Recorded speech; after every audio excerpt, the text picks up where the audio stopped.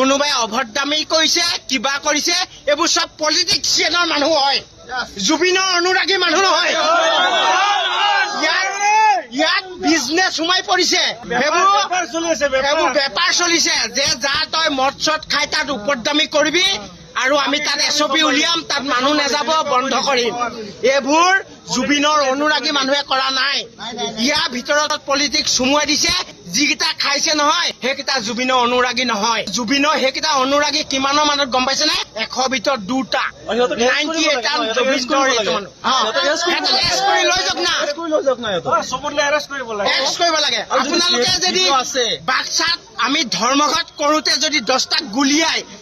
20টাক যদি জেলত সোমাব পাৰে তেতিয়াহ'লে ইয়াত মদ খোৱা কেইটা আপোনালোকে কিয় এৰেষ্ট কৰি লৈ যাব নোৱাৰে কিয় এৰেষ্ট কৰি নিব নোৱাৰে তেতিয়াহ'লে যদি নিব নোৱাৰে সেইকেইটা আপোনালোকৰ মানুহ যদি আপোনালোকে সেইকেইটা এৰেষ্ট কৰি নিব নোৱাৰে সেইকেইটা আপোনালোকৰ মানুহ আমাৰ জুবিনৰ অনুৰাগী মানুহ নহয় হ'বই নোৱাৰে জুবিনদাৰ অমৰ হৈ আছে অমৰ হৈ থাকিবই ইমানখিনি আৰক্ষী থকাৰ পিছত তেওঁলোকে কেনেকে সাহস পালে কওকচোন আপুনি